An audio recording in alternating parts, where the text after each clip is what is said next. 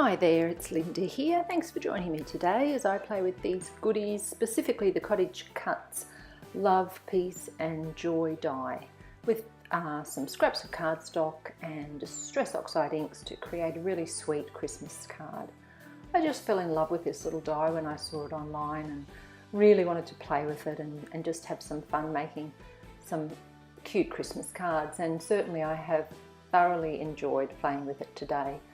I just grabbed out some scrap cardstock pieces that would work nicely together for a happy bright card, and of course first of all it's just a matter of die cutting all the elements that you will need in the colours that you've chosen. So red for the word love, and blue, a nice bright aqua blue for the word peace, and lime green for joy. White for the little dove and the snowman. They have gorgeous little details on them, little eye on the dove and little eyes and a smile on the snowman. Really cute. Then I decided I would darken the base of each word by adding some shading with the Distress Oxides. So I'm just applying that with the little mini blending tool. I did use Twisted Citron for joy, the word joy, and I do need to go back later and add another colour because it didn't really change it enough. So as you can see here, I'm now going with Lucky Clover to the bottom of the word joy, and that gives me more of a contrast that I was looking for. And for the word peace I used Peacock feathers to add the contrast, and Candied apple for the word love. I do add a little bit of the Lucky Clover here to the little green sprig of, yeah, what is that thing called, that little leaf? An olive? I think it's a little olive branch or an olive leaf. So that little sprig, I added a teeny little bit of the Lucky Clover to that as well. Then moving on to the Candied apple for the word love, just along the bottom, and tried to add a little bit of depth that way with that extra little shading detail. So you can see all the elements are laid out there on my craft mat, and the next step is to add a little bit more shading to the pink heart, and this is with picked raspberry Distress Oxide, and then a little bit of shading with my Copics to the white elements, so some T0 Copic marker for the dove, and I'm going to use the same one at first on the snowman, and then I remember what Therese told me one day about cool Copic colours being the sea colours, the greys that are in the sea line. See, I do listen to you, Therese, and I got my C's out and used C1 instead for the shading around the edge of the snowman, being that he's a cold little fella, and just left the T0 for the dove. Adding a little bit of lead pencil just to the smile and the eye on the dove, and grabbing my black enamel dots to add a little accent there, add the little eyes onto the snowman, and they're nice and dimensional, which is great.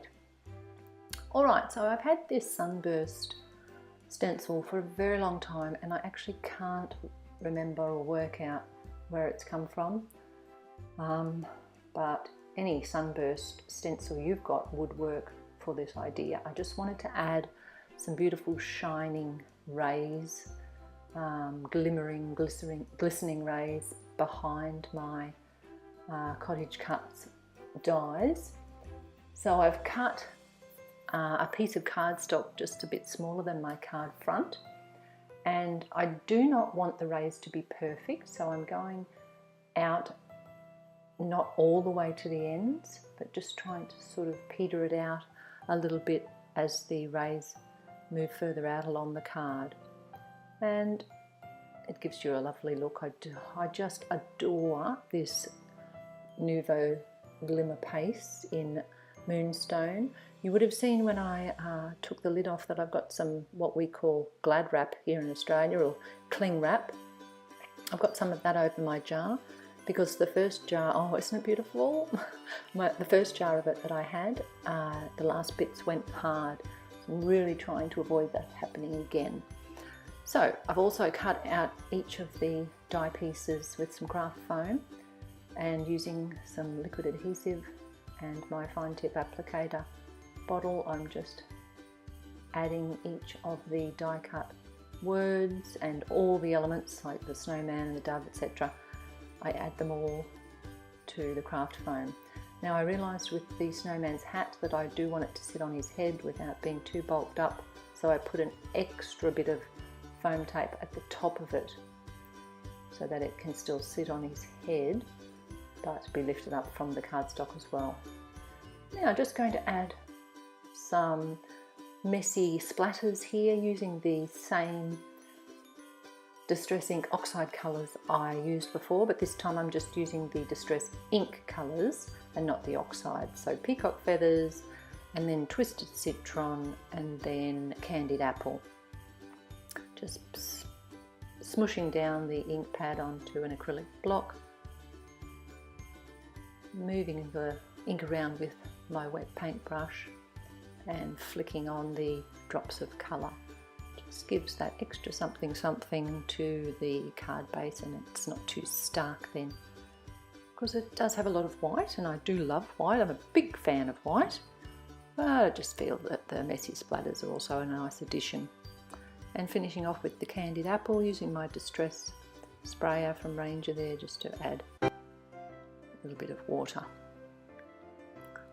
So flicking on those red splatters, and then of course that doesn't take long to dry at all, and then I'm able to start adhering all my pieces. Now I've sorted out where everything's going to go here, and one last little thing before I stick everything down, I just want to add some sweet little gel pen dots to the snowman's scarf.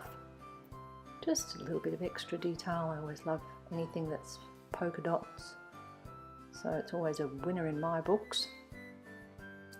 So just adding those fine little white dots for that extra detail there. And then it's just a matter of adhering all those bits and pieces into the right place on that glistening card front, adding some pretty pink posh clear sparkling sequins in 2 different sizes, and my card is finished.